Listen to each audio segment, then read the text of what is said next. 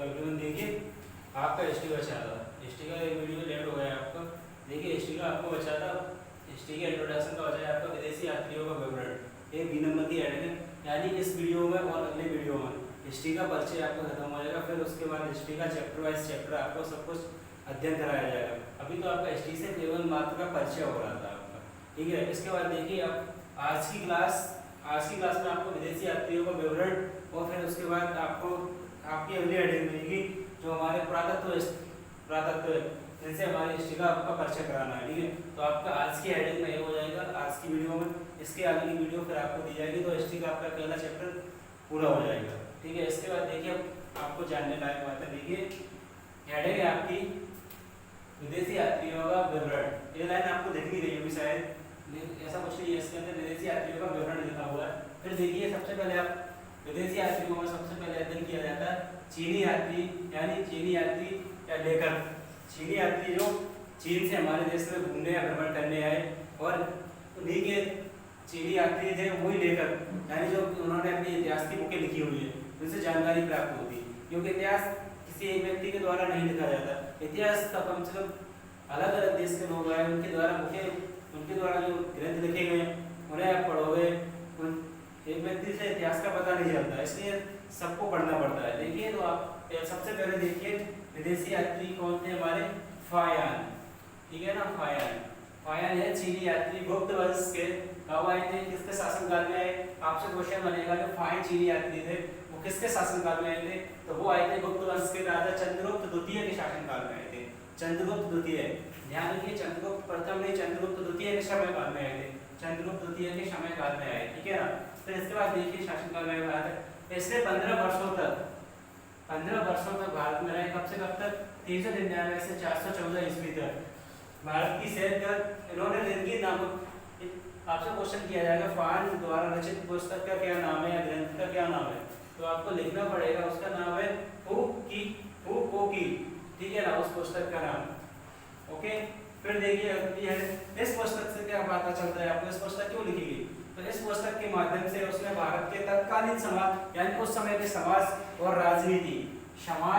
राजनीति व संस्कृति, यानी भारत में किस प्रकार का समाज है, भाईचारा है, समाज में कैसे प्रकार के लोग रह रहे हैं, वहाँ की राजनीति कैसी है, यानी राजनीति तो समझे कम से कम आप पॉलिटिक्स, यानी आज जो राजनीति हुई है वही राजनीति, यहाँ पर राजनीति किस तरह से की जाती है।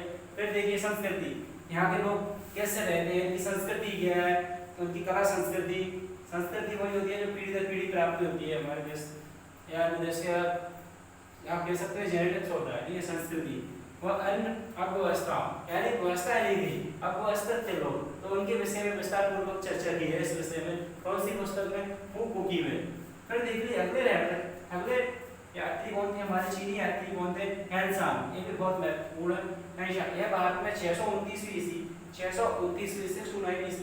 645 ईस्वी तक रहा था। यह सम्राट हर्षवर्धन, यानी जो सम्राट थे हर्षवर्धन, उनके शासनकाल में रहे, दरबार में आया था और उसने बिहार के नालंदा, यानी बिहार है उसमें जिला है नालंदा, तो जिले के नाम पर नालंदा विश्वविद्यालय का नाम है, ठीक है ना। कई वर्षों तक उन्होंने कौन से विद्यालय में, नालंदा विश्वविद्यालय बिहार में अध्ययन किया। फिर देखिए इनकी पुस्तक है, कौन सी पुस्तक है इनकी, आपको बता देता हूँ मैं। इनकी पुस्तक है सी यू की नामक अपनी पुस्तक में उसने अपना वृतांत लिखा है, यानी अपनी बारे जो उन्होंने भ्रमण किया उसके बारे में लिखा है। वृतांत का मतलब ये भ्रमण, उन्होंने जो कुछ पाया वो उसमें लिख दिया। फिर इसने 138 देशों, जो इस पुस्तक में है उसमें 138 देशों में, यानी काफी घूम के आए हुए थे हैंसान जी, और 138 देशों का सुंदर विवरण है, यानी बहुत अच्छे से चित्रण किया, उसका विवरण किया, अच्छा लिखा है 138 देशों के बारे में। उसने अपनी पुस्तक में हर्षकालीन समाज, धर्म व राजनीति का विस्तार से विवरण मिलता है। आप देखिए यहाँ पे फायान से किसकी जानकारी मिलती है, गुप्त वंश की, और उसके राजनीति और समाज धर्म की संस्कृति, और यहाँ से किसकी मिलती है, हर्षवर्धन के राज की, हर्षवर्धन के समाज किस तरह का समाज था इनके काल में, किसके में, हर्ष के काल में, और किस तरह का धर्म था, किस तरह की पूजा की जाती थी, किस तरह की राजनीति थी, राजा किस तरह से प्रजा को चलाया करता था। इसके आप देखिए, आप 1-2 इसके आगे का मैं अभी आपको यहीं पे पढ़ा रहा हूँ, ठीक है। ओके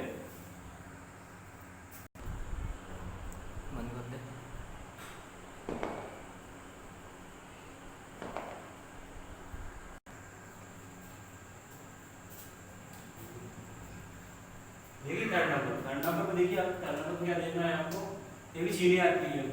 अभी आपको विदेशी यात्रियों में चीनी यात्री चल रहा है, मैं आपको हेडिंग चेंज कर दूंगा जब दूसरी आएगी, ठीक है ना। अभी देखिए आप संयोगन, संयोगन कौन थे, चीनी यात्री थे।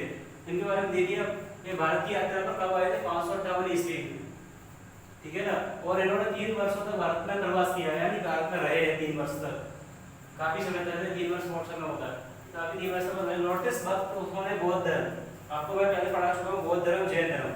तो अभी आपको इसके बाद आपको इतिहास का परिचय मिल रहा है, आपको इसके बाद मिलेगा आपको जैन धर्म बौद्ध धर्म अलग अलग से मैं पढ़ाऊंगा, ठीक है ना। तो अभी आपको बस परिचय मिल रहा है, तो आप परिचय को देखिए, जब तक आप परिचित नहीं होंगे कोई चीज से समझ में नहीं आएगा। तो ठीक है, अभी आप एक तरफ से सरसरी निगाह से देखिए परिचय हो जाइए इन चीजों से। अगर आपको इन चीजें दोबारा पढ़ाएंगे लेकिन इतना वो डिटेल में मिलेगा, आपको पढ़ते नहीं मिलेगा, तो आपको अभी यहीं से पढ़ना पड़ेगा जेक प्रैली के लिए, ठीक है ना। तो बौद्ध धर्म की प्रवृत्ति आइकट की और उसने भारत भ्रमण का वर्णन अपनी पुस्तक में प्रस्तुत किया, ठीक है ना। उन्होंने उनके द्वारा जो पुस्तक थी वो इतनी इंपोर्टेंट नहीं है जो आपके लिए लिखी जाए, इसलिए यहाँ पे नहीं लिखा हुआ है, आपको अंदर पढ़ाऊंगा जब लिख दूंगा मैं, ठीक है। तो उन्होंने इसमें अपनी पुस्तक में बौद्ध धर्म, चीन आपको पता है बौद्ध धर्म को मानता है, वो कहाँ से गया, हमारे यहीं से गया है, ठीक है ना। इसके बाद देखिए, इसके बाद आते हैं अगले आते हैं इत्सेंग।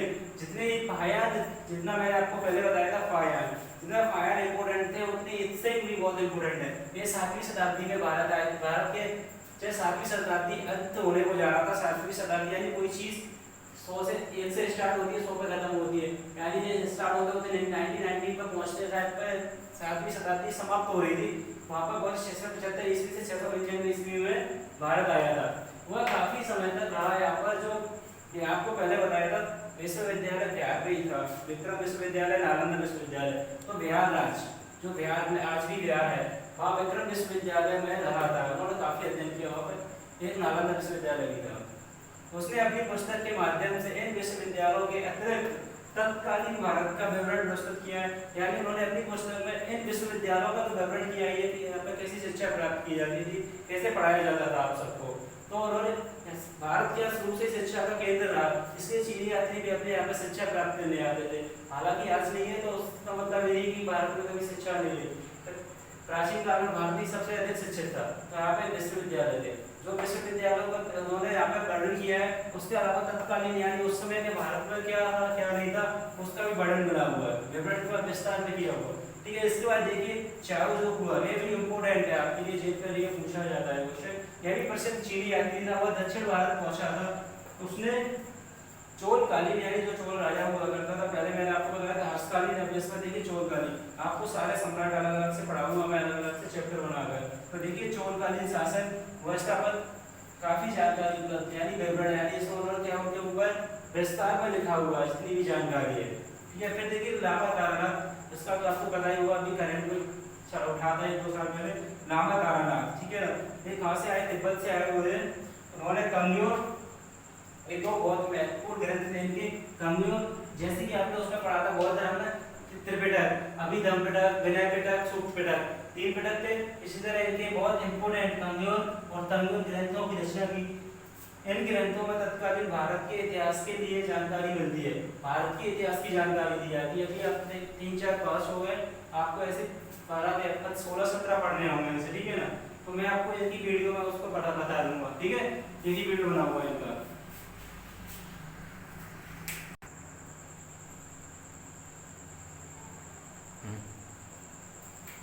देखिए यहाँ से आपकी एडिट चेंज हो रही है, सीडीआर3 आपके समाप्त हो गए, जितनी भी होते हैं आपके काम की आपको पढ़ा दिया गया है, ठीक है। यहाँ से आपकी अगली हेडिंग है यूनानी रोमन लेखक यात्री, यूनानी रोमन लेखक यात्री, ठीक है ना। आपको यहाँ से पता चल रहा हो देश अलग हो गया, मार्केट भी बदल गया और इंसान भी बदल गए। हेरोडोटस, यहाँ से फर्स्ट देखिए हेरोडोटस पूछा जाता है, हेरोडोटस के बारे में, इसे इतिहास का जनक कहा जाता है, यानी इतिहास के सबसे पहले इतिहास को किसने पढ़ाया, किसने जाना, इन्होंने ही जाना, हेरोडोटस, इन्होंने ही लिखी है पहली पुस्तक, या इन्हें इतिहास का जनक है यानी पिता कहा जा सकता है इतिहास का, हेरोडोटस को। आपको क्वेश्चन बनेगा पेपर में कि इतिहास का जनक किसको कहा जाता है, तो आपको लिखना होगा उस पर हेरोडोटस, ठीक है। उसने 5वीं शताब्दी ईसा पूर्व हिस्टोरिका नामक पुस्तक की रचना की। इनकी पुस्तक का नाम था हिस्टोरिका। आपसे पूछा जाएगा हिस्टोरिका नामक पुस्तक की रचना किसने की है, तो उसमें आपको 4 ऑप्शन मिलेंगे, उसमें हेरोडोटस होगा, टेसियस होगा और प्लेनी होगा, मेगास्थनीज होंगे। तो आपको इसमें हेरोडोटस को लगाना होगा, ठीक है। यहाँ से देखिए टेसियस, जितना इम्पोर्टेंट हेरोडोटस है उसमें सारे इम्पोर्टेंट हैं आपके लिए, जेल रैली के लिए इम्पोर्टेंट ही नोट्स बनाए जा रहे हैं, तो आप नोट कीजिए इन चीज़ों को। तो आपको यहाँ से आपको देखना पड़ेगा टेसियस। टेसियस ईरानी लेखक थे, आपको देखना पड़ेगा कहाँ से थे, ईरान के थे। ईरानी लेखक थे, भारत में काल्पनिक बातों को भी अपनी पुस्तक में जोड़ दी, इस कारण इसकी पुस्तक प्रमाणिकता से परे माना जाता है। ध्यान से सुनिए, इस पे क्या है समझ में आए, काल्पनिक बात है, यानी इन्होंने कल्पना की है किसी चीज़ों की, मतलब जो है ही नहीं है उस चीज़ की कल्पना की है। जैसे कि आपको एग्जाम्पल दे रहा हूँ, भगवान, ईश्वर या मृत व्यक्ति, आत्मा, ऐसी चीज़ों की कल्पना की है इन्होंने जो है ही नहीं है, मतलब आस्था से जुड़ी हुई चीज़ों को इन्होंने अपनी पुस्तक में जोड़ दिया है। इसलिए इनकी पुस्तक को प्रमाणिकता नहीं प्राप्त है कि ये पुस्तक ओरिजिनल है, इतना प्रमाण नहीं है उसको, क्योंकि चीज़ 100% सही होती है, लेकिन जब तक उसको प्रमाण ना मिल जाए, कि प्रमाण ना हो जाए, यानी उसमें पास ना किया जाए, तब तक उसको फेल माना जाता है, ठीक है। तो इसको प्रमाणिकता नहीं है प्राप्त है, तो उस पर आपको पुस्तक का नाम नहीं पूछा जाएगा, इसलिए इसको टेसियस लिखा ईरानी लेखक है और उन्होंने काल्पनिक बातों का विवरण किया है अपनी पुस्तक में, इसलिए इनको पढ़ना इम्पोर्टेंट हो गया था। फिर देखिए मेगास्थनीज, इतने इम्पोर्टेंट है ना हेरोडोटस, उनसे कई गुना महत्वपूर्ण मेगास्थनीज है। ये बहुत इंपॉर्टेंट क्वेश्चन है, यहाँ से क्वेश्चन आता ही है क्वेश्चन। यूनानी राजा, जो यूनान के राजा थे, यूनान एक देश है, यूनान के जैसे ही आपका भारत है, यूनानी राजा सेल्यूकस निकेटर का राजदूत, वहाँ के राजा कौन थे, सेल्यूकस निकेटर करके, सेल्यूकस निकेटर, वहाँ का राजदूत कौन था, मेगास्थनीज, ठीक है। आपको इस बात को पढ़ना पड़ेगा ध्यान से। कब आया था, चंद्रगुप्त मौर्य के शासनकाल में। चंद्रगुप्त कौन थे, आपको पता होगा, वो चंद्रगुप्त कौन थे, चंद्रगुप्त का जो मगध पर राज किया उन्होंने, और उनके गुरु थे चाणक्य, कौटिल्य, उनके नाम थे। तो आपको पढ़ाया जाएगा इंपोर्टेंट, इतिहास में आपको ऐसा पढ़ाऊंगा कि आपको लगेगा इतिहास में जी रहे हैं, ऐसा मस्त पढ़ाऊंगा इतिहास। बस आप जुड़े रहिए, पढ़ते रहिए और सब्सक्राइब कीजिए, लाइक कीजिए, शेयर कीजिए इसको आगे, आपकी फीस नहीं लग रही है उसमें, ठीक है। मैं आया था, फिर उसकी पुस्तक इंडिका, इन्होंने इसकी पुस्तक मेगास्थनीज की पुस्तक कौन सी है, इंडिका। इन्होंने कौन सी पुस्तक लिखी है, इंडिका पुस्तक लिखी है। और इस पुस्तक में क्या बताया उन्होंने, मौर्यकालीन समाज, यानी मौर्यकालीन समाज था वो किस प्रकार का समाज था, वहाँ पर उस चीज का भेद था क्या, ब्राह्मण, शूद्र, वैश्य, जो 4 जातियां थी, क्या उनके बीच कोई भेदभाव था, वो सबको बताया गया है मौर्यकालीन समाज के बारे में। तो आपको मौर्यकाल जब पढ़ाऊंगा तो मैं बहुत अच्छे से पढ़ाऊंगा। एवं संस्कृति, वो कैसा गाना गाते थे, कैसे कपड़े पहनते थे, क्या संस्कृति थी उनकी, तो वो सब आपको बताया है। कहाँ पे है, इंडिका में सब कुछ लिखा हुआ है, ठीक है। प्रस्तुत किया, इसकी रचना प्रमाणिकता मानी जाती है। इसकी रचना क्यों प्रमाणित मानी जाती है, क्योंकि उन्होंने वास्तविक चीजों को उसमें जोड़ा हुआ है। मौर्यकालीन को चंद्रगुप्त, आप सब जानते हो, चंद्रगुप्त मौर्य को टीवी पे सीरियल आता है, आप सब जानते हो। तो वास्तविक क्या है, वो जुड़ी हुई है, हमारे जीवन से जुड़ी हुई चीजें, तो आप सब जानते हो। फिर इसके बाद देखना प्लेनी, ये बहुत इंपॉर्टेंट क्वेश्चन है, लेकिन छोटा सा नाम है, लेकिन इसलिए पेपर में पूछा जाता है। प्लेनी, इसने प्रथम शताब्दी में अपनी पुस्तक नेचुरल हिस्ट्री लिखी है। कब लिखी है, यहाँ पर देखिए प्रथम शताब्दी में। आपसे पूछा जाएगा क्वेश्चन, कब लिखी, प्रथम शताब्दी में। कौन सी पुस्तक लिखी, नेचुरल हिस्ट्री, नेचुरल हिस्ट्री में भारत, और इन्होंने इसकी नेचुरल हिस्ट्री है, उसमें किस किन देशों के व्यापारों के बारे में बताया गया है। तो आपको क्वेश्चन आएगा भारत और इटली के बारे में बताया गया है, किन दो देशों के व्यापार के बारे में, भारत और इटली के बीच होने वाले व्यापार के साथ साथ भारत के पशु, पेड़ पौधों एवं खनिज पदार्थों के साथ साथ अन्य भारतीय वस्तुओं का विस्तार पूर्वक विवरण किया हुआ है कि यहाँ पे पेड़ पौधे कैसे हैं, कौन से फल हैं, कौन सी मात्रा ज्यादा है, कौन से पशु पाले जाते हैं, कौन सा पालतू पशु है, किस पशु को मारा जाता है, यहाँ पर किस पशु को पूजा जाता है, उस सब की जानकारी कहाँ पर मिली है आपको, नेचुरल हिस्ट्री, फिलहाल की नेचुरल हिस्ट्री। तो आपका ये यूनानी रोमन लेखक चल रहे हैं अभी, 2-3 और मैं आपको बता देता हूँ, और उसके बाद नेक्स्ट है। देखिए यहाँ से आपकी रोमन यूनानी लेखक में लास्ट हेडिंग है, बस जितनी भी नाम है इतने नाम है आपको बता देता हूँ, 1 2 3 4 यूनानी रोमन लेखक। फिर इसके बाद बनेगा अरबी लेखक। अरबी लेखकों में सिर्फ 3 ही नाम है, बहुत महत्वपूर्ण नाम है, कोई काफी इतना हो जाएगा आपके लिए, 16-17 हेडिंग हो जाएगी, 16-17 नाम हो जाएंगे, आप पढ़ते रहना देखना। फिर इसके बाद देखिए यहाँ से अब अगला डायनोसियस। डायनोसियस आखिर आंका था। मिस्र सम्राट टॉलमी का राजदूत था। ये मिस्र के सम्राट टॉलमी थे, उनका राजदूत था डायोसियस। यह मौर्य सम्राट अशोक के दरबार में आया था। एक अशोक थे, मौर्य सम्राट के राजा थे, अशोक के दरबार में आया था। उसने तत्कालीन मौर्य समाज यानी उसी समय के मौर्य समाज के संबंध में कई महत्वपूर्ण जानकारियां उपलब्ध कराई है। इतना समझाने लायक कोई शब्द है नहीं है इसमें, लेकिन फिर भी मैं एक बार बोल देता हूँ, इससे बहुत सुनने से जल्दी याद हो जाता है, तो अब मैं बोल देता हूँ, आप सुनते रहिए। ठीक है। टॉलमी यह रोम का निवासी था। टॉलमी कहाँ के? रोम के निवासी थे। ठीक है ना। उसने दूसरी शताब्दी में भारत का भ्रमण किया है। दूसरी शताब्दी स्टार्ट में वो भारत घूमने चले आए तो, और फिर यहाँ की तत्कालीन भौगोलिक यानी यहाँ की तत्कालीन जो भौगोलिक स्थिति थी, अवस्था की जानकारी प्राप्त कर अपनी प्रसिद्ध प्रमाणित पुस्तक भारत का भूगोल। तो आप यहाँ से क्वेश्चन बनेगा, भारत का भूगोल किसने लिखा है? भारत का भूगोल नामक पुस्तक टॉलमी की लिखी हुई पुस्तक है। कहाँ के थे? रोम के निवासी थे और ये कब आए थे? दूसरी शताब्दी में। तो यहाँ से क्वेश्चन बनेगा। आप ऐसे पॉइंट पकड़िए, क्वेश्चन यहीं से ऐसी चीज़ों से क्वेश्चन पूछा जाता है ऐसी जगह से। फिर देखिए डायमेकस सीरिया के सम्राट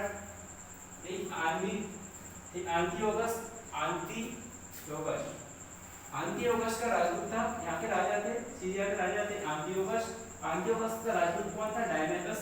वह 293 ईसा पूर्व में बिंदुसार के दरबार में आया था। बिंदुसार के दरबार में आया था। ठीक है।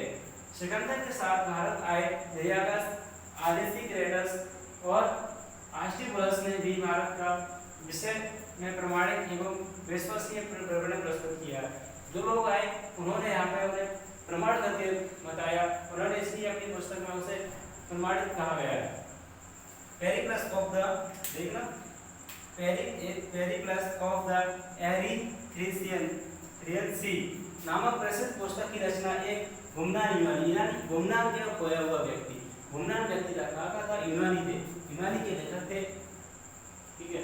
जो 80 ईस्वी में ओनली 80 ईस्वी को बहुत समय पहले हिंद महासागर की यात्रा पर आया था। इस पुस्तक में भारत के बंदरगाह यानी भारत के जो बंदरगाह है, बंदरगाह क्या होता है? समुद्र के आसपास के कुछ चीजें, वहाँ से जो समुद्र चाहते हैं उसको बंदरगाह को, उस स्थान को बंदरगाह कहा जाता है। भारत का आयात और निर्यात, आने वाली चीज और जाने वाली चीज, होने वाली व्यापारिक वस्तुओं का विवरण इसमें मिलता है। ठीक है। इसमें पहली बार होता है एरिथ्रियन सी नामक पुस्तक। ये वैज्ञानिक किसी कवि का नाम नहीं है, सॉरी यात्री या लेखक का नाम नहीं है, पुस्तक का नाम है पेरिप्लस ऑफ द एरिथ्रियन सी। अब देखिए आपका यूनान चीनी यात्री समाप्त हो गए, आपको रोमन यूनान यात्री समाप्त हो गए। अब आपकी अरबी लेखक बचे जो 3 है, बहुत महत्वपूर्ण है, वो उसको भी देख लीजिए इसी वीडियो में। ठीक है। चलो मैं उसको पढ़ा देता हूँ। अलबरूनी देखिए अरबी लेखक, आपका आज ये टॉपिक समाप्त हो जाएगा। उसके बाद आपको प्रातत्व बचेगा। इन वीडियो में आपका हिस्ट्री का परिचय करता हूँ। ठीक है। यानी हिस्ट्री के जानकारी के स्रोत जो चैप्टर है वो समाप्त हो जाएगा। देखिए अलबरूनी, अरबी लेखक लिखिए अलबरूनी। इसका मूल नाम था अबू रेहान। वह लेखक होने के साथ साथ गणितज्ञ एवं ज्योतिषी भी था। उसको गणित का भी अच्छा ज्ञान था और जो नक्षत्र कहा जाता है उसका भी अच्छा ज्ञान था। उससे ज्योतिषी ज्ञान का भी ज्योतिष माना जाता था। उन्होंने 11वीं शताब्दी में महमूद गजनवी के साथ, जो सम्राट थे, महमूद गजनवी के साथ भारत आया। अलबरूनी ने भारत पर बड़ी महत्वपूर्ण रचना किताब उल हिंद, बहुत महत्वपूर्ण अलबरूनी की एक ही किताब है, किताब उल हिंद अथवा तहकीक ए हिंद। आप उसको किताब को उल हिंद या तहकीक ए हिंद या भारत की खोज लिखी।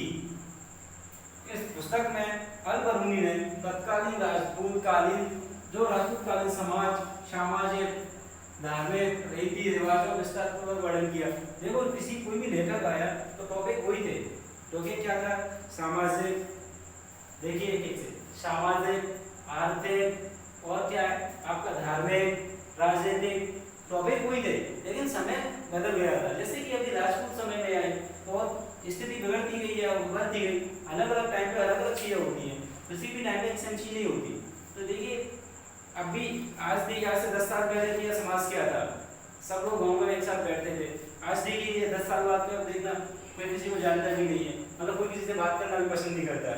तो समाज लोग भी वही है, लेकिन समाज नेचुरल उनका बदल रहा है, उनका स्वभाव बदलता है। इसलिए उसमें हर एक राजा के बारे में, हर राजा के समय के राजनीतिक, सामाजिक, धार्मिक विचारों का विवरण मिलता था।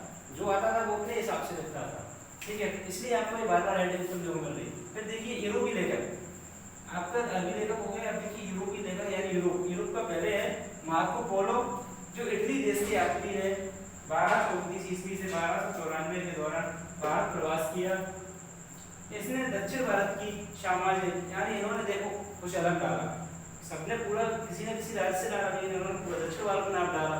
किसी ने अलग अलग राजा के समय की सामाजिक धार्मिक नीतियों को बताया, लेकिन उन्होंने पूरे भारत की दक्षिण भारत की सामाजिक आर्थिक समाज की आर्थिक यानी पैसों से संबंधित स्थिति पर प्रकाश डाला। ठीक है, फिर देखिए इनकी भाई सभी बंदे यूरोप की कौन थे? निकोलो कॉन्टी।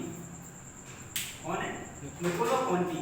निकोलो कॉन्टी का क्या विचार था? वह इटली का निवासी था, वो भी इटली के, यूरोप के इटली। इसने 1419 से 1444 ईस्वी तक के अपने भारत प्रवास किया, काफी टाइम भारत पर रहे, सोए, खाया पिया। उसके बाद अब क्या बचा? तो कुछ बता दे, अपना ही बना छोड़। तो विजयनगर साम्राज्य की सामाजिक राजनीतिक आर्थिक दशा पर ये भी साउथ में ही गए थे, विजयनगर साम्राज्य को। आपको सब कुछ बताया जाएगा। यहाँ से देखिए आपका, मैं आपको बता देता हूँ इंपोर्टेंट चीज है, यहाँ से देखना, अभी जाना नहीं, देखो एक चीज बता देता हूँ आपको।